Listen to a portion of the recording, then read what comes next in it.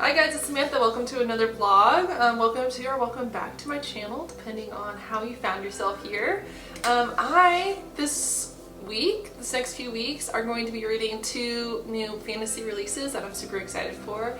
I will go ahead and jump right in. I'm going to be reading The Book of Night by Holly Black and also Kaikei by Patel. I don't have the dust cover for this because I am reading this currently. So let me tell you, this book, it will go ahead and give you like my initial impressions. This book is about a woman thief who ends up like working like shadow magic. We're in like a world where shadows are magical. They have different magical abilities, and there's different classes to people who can alter your shadow and work that shadow magic. And when I mean shadow magic, I mean literal shadows. Don't get confused, like literal shadows. So anxious about this book because it is so small, and that is such a big thing to try to accomplish, is explaining that magic system first off and getting me interested in this book. I'm kind of going into it with a pessimistic attitude, so that might be my bad, but otherwise, yeah, tag along, come along. We're going to spend a couple weeks reading both of these because it's summertime and we do lots of crazy things. And also make sure you hit the subscribe button before we get started. All right, see you in the next clip.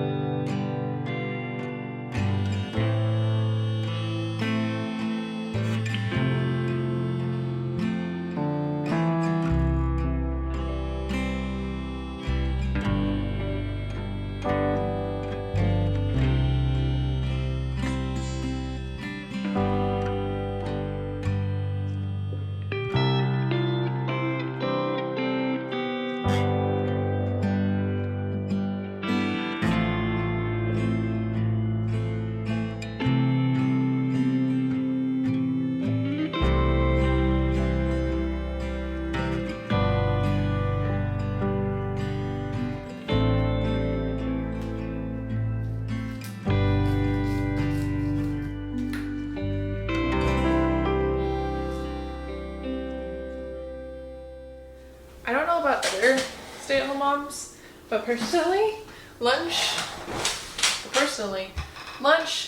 is my meal. Okay, kids are asleep.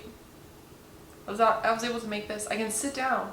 I don't have to feed anybody else. Like, this is it. This is mom time. So yeah, my lunches are pretty fucking elaborate.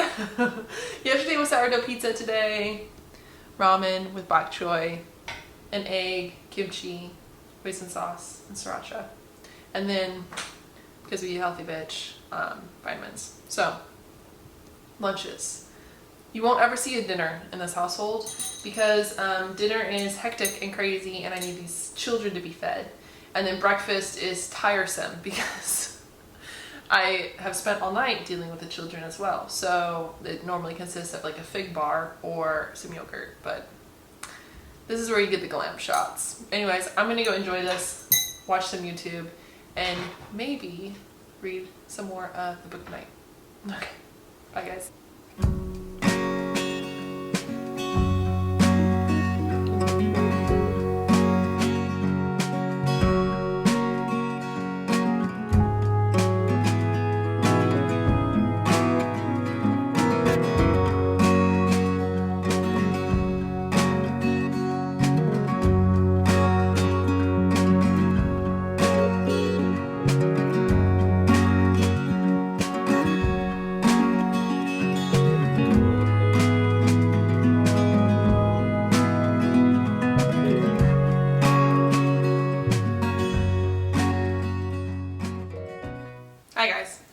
Samantha, and you're getting your first reading update on The Book of Night, or just Book of Night by Holly Black. I'm confused, but I don't know why I'm confused necessarily. I'm still trying to like wrap my head around that. It could have something to do with like page 6, literally 6 pages into this book. You have an entire paragraph where Holly Black just info dumps the entire magic system. And it's only a paragraph too. Like I already had my suspicions about this book when it was only like 300 pages, but it's supposed to be like not a high, but a fantasy, but like a adult fantasy book. She uses that one paragraph to explain you can alter your shadows to make different things happen. So like you can alter your shadows and make them look like your shadow has wings and you can fly. There's also some aspects of like your shadow can be separated from you and become its own being, which they call like a blight. It's very confusing. Like there's 4 different types of people who can like alter your shadow, and she explains it in that chapter and kind of like how you would alter the shadow. And then like it continues on, the book continues on, and I'm still trying to like understand what this magic is. Like I get it has something to do with your shadow, but what is it really? Like what is it really? And I'm not getting that. And then there's also the main character has like this arch nemesis called Lionel Salt, and you don't know why this person is their arch nemesis until almost halfway through the book, where she explains that like she finally explains what happened in her past, and then it doesn't quite give me like justification for why she has this thing for Lionel Salt. Like I don't understand that. And it's just really weird. Like I can kind of guess where this is going. Another thing that I really did not enjoy was that the synopsis gives away like a big plot point. So while it tells you, the synopsis tells you a character is suspicious, and so when I'm reading the book, I'm like, yeah, of course he's acting suspicious. Like that's what it is. Like it's right there. It's right there in the synopsis. And so I didn't get that plot twist. I think it would have been really great if the synopsis didn't say anything about this character being suspicious, and maybe just said a general like, and there's people in her life that might that might be not doing the greatest things or something like that, right? Something along those lines. Don't actually give me a character name, because now you've like taken the fun out of figuring out which character is the sus, you know? But they took that fun out of there. And so I was kind of annoyed by that, because I was already pinpointing like, oh yeah, that makes sense because he said this, and that makes sense because he did this, and like, no wonder he's suspicious, like it's this and this, and I'm just having a hard time. I don't understand the motives, and the magic system is confusing. So, not having a fun time. I've thought about DNFing it, but it's so short, and since I'm going to do this vlog, I might as well just go ahead and finish it. I have noticed like the phenomenon of, if I don't like a book, a 300-page book will literally take me a week. If I like a book, for instance, the next book we're going to be reading, which I will hopefully like, the 600 page or 400 pages. Oh, it's only 400 pages. That's awesome. Will go by really fast. So I'm hoping that's the case, and I can get this vlog done by the end of the month. I really don't want to drag these books into another month, but we will see. I'm hoping today to sit down. I want to watch some Pride and Prejudice. I'm reading a book right now where the main character, she loves Pride and Prejudice, so now I've got like a Pride and Prejudice craving. I need a little Mr. Darcy in my life. So I think I might put that in the background, eat some lunch, because both my boys are finally asleep, and read a little bit of The Book of Night. And we'll see how I feel about it. I'm hoping to finish it today. I only have 150 pages left, but alrighty. I hope everyone else is having fun reading this month. Tell me if you've read this, what your thoughts are. I think this might be my breakup with Holly Black. We'll see how it finishes it. She might just not be an author I buy from anymore. But anyways, that's depressing. But anyways, I'll see you guys in the next clip. Bye.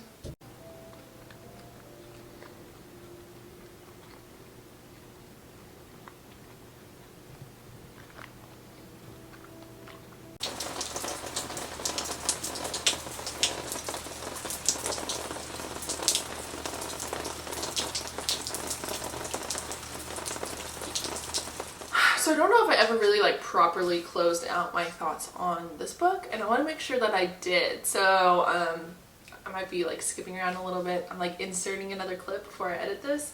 This book was a 1.5 star, mostly because I was super confused. I can't really tell you why I was confused, just simply that like the magic system didn't make sense. I didn't buy into the motive of the main character.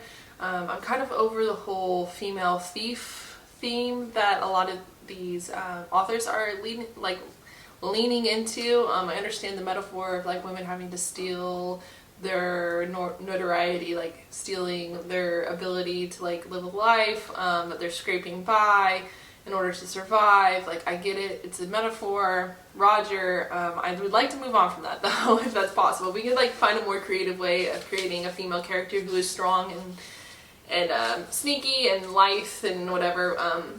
If that's the case, can we please look at Vin from Mistborn Trilogy? It's way better done. And like, the big thing with this was that I just didn't understand the motives of the character, and like halfway through the book she teams up with her arch nemesis and it just doesn't work. I'm like, how do you do that? How do you go from like hating the air this man breathes to working with him? Like, it doesn't make sense to me. The world building is very mishmashy, kind of weird. I didn't know where we were going. But yeah, so we DNF'd this book right halfway through. I'm not gonna lie to you guys. Just wanted to make sure that I came in here and like did a closing out clip for that book.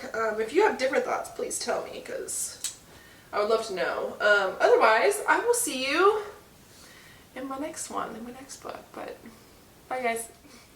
Hi guys, it's Samantha. I'm here with a reading update. Yes, yesterday I went to the beach, and yes, I put on sunscreen on everyone else besides myself. So we're just going to ignore this happening up here.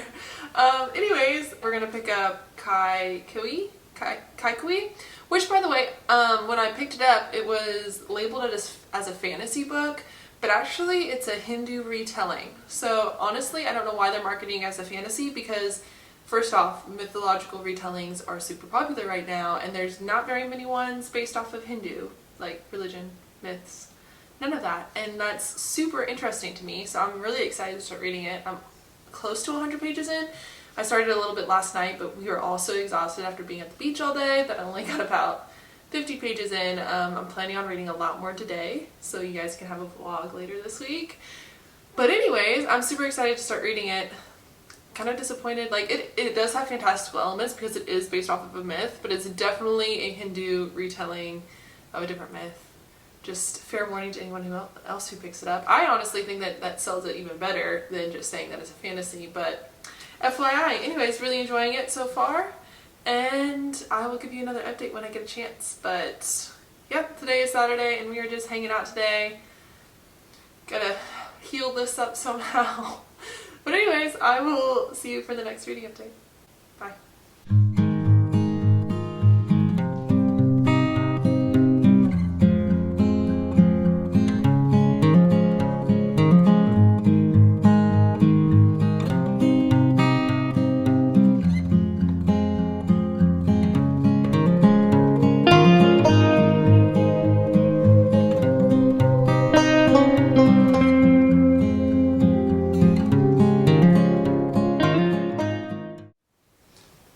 Hi guys, it's Samantha. I'm here with your reading update for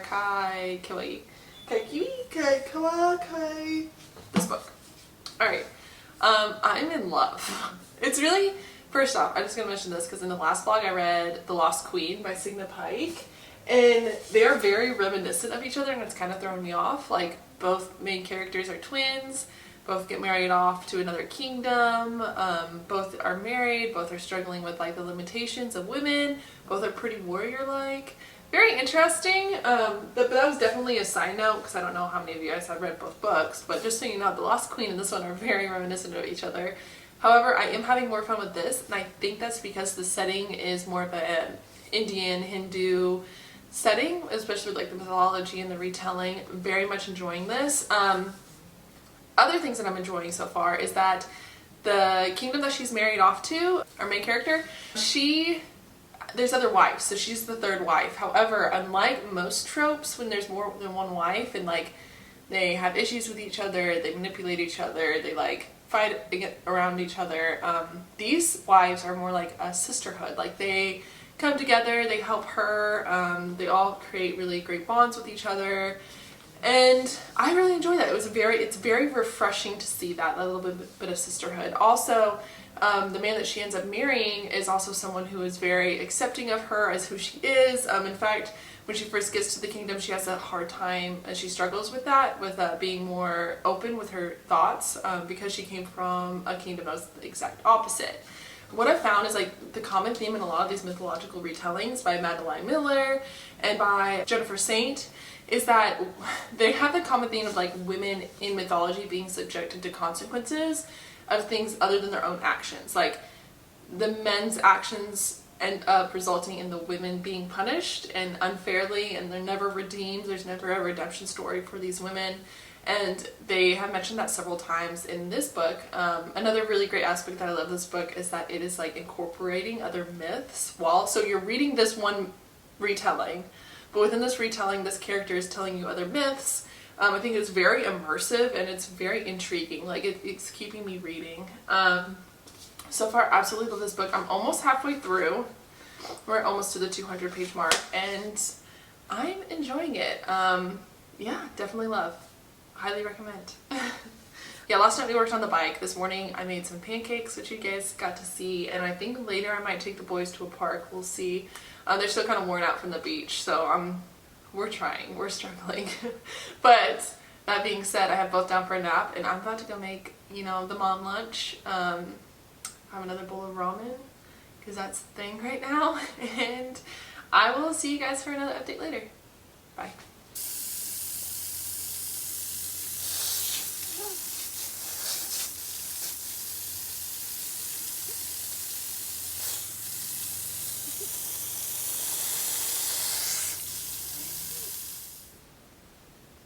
Okay,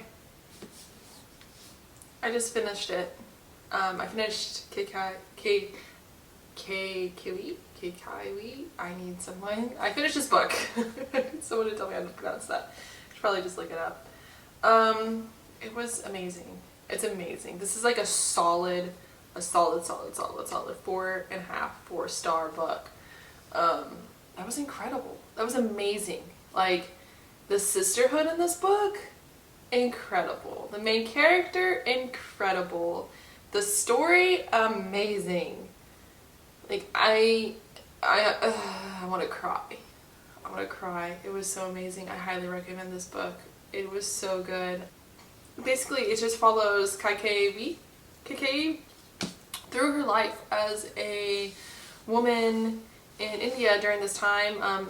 They say this is a fantasy. It's more of like a mythology, a retelling of a Hindu myth. Besides that fact, we already discussed that. Yeah, it follows her life. She goes to another kingdom, marries the Raja, like their king, has a son. There's demons. They have to. There's gods. They're intertwined in there. She's half god. She's God touched, is what they call it. She's not like a demigod. She's God touched. So basically, she has this power to visualize everybody's binding strings, basically. So if I had a relationship with somebody, there would be like a string, and however, what color the string is and how thick the string is shows our relationship. And she can go into another realm, like visual realm, and see that. So she is able to use this to like do court maneuverings and put herself in positions of power, and she uses that power in order to help other women within their country. They live in a time where women can't be out in public by themselves. It's a regular occurrence to have women who are beaten. They cannot hold any position of power. And it's just very interesting. The church supports all of that. So she's also fighting like a little bit against the church as someone who is a royal. She eventually creates like a women's council, which is really cool. And like all these women come to her and the other wives, which she's like basically sisters with. Like that was like a great aspect that I wasn't expecting. She's the third wife to the Raja, and yet these other women are so loving and accepting, and like they all come together and they are this ginormous sisterhood, and it's beautiful. They all have sons, and they all raise these sons together. She finds out that one of her sons has powers, and he uses them with ulterior motives, because someone else is influencing him besides his parents, his mothers and his father. It's just very interesting. There's also demons, so like herself, she's a warrior. Her sons, they all fight demons. That's how her son becomes so famous, is that he's a demon fighter, a slayer. It's very, very interesting. There's a lot of like, I don't know if you can tell, but there's a lot of political movements in this. It's a great, like, it's amazing because this author is able to intertwine other myths within this book. So you're not only getting like the telling of Kai, Kiwi, and Rama and everybody else, but you're also getting like little aspects of like the different types of gods, their stories, and what they do, and it's very interesting. It's very immersive. But this book and the sisterhood that is shown in this book makes me want to cry. It is so beautiful and it is lyrical. The writing is perfect. Like, for a book that just basically spans her lifetime, I always find that those books can be kind of slow because there's not like a very like arching plot. It is very like, it's down here, you know, like it's a very chill plot. Like, that's how these work. But this one was absolutely amazing. I wanted to continue reading it. Like, I wanted to continue to be in this culture. I wanted to continue to be part of this myth. I wanted to see where it was going, which is a very hard thing for an author to do. So I applaud Patel for that. But yes, this, I highly recommend. This was a great read, and it was such a good read after the disappointment of the Book of Night. So loved it. A+, 4.5, 4 stars. And I believe that is the last book for this vlog. I read this book, and where's my other lovely copy of Book of Night? One was a 1.5, 2 star.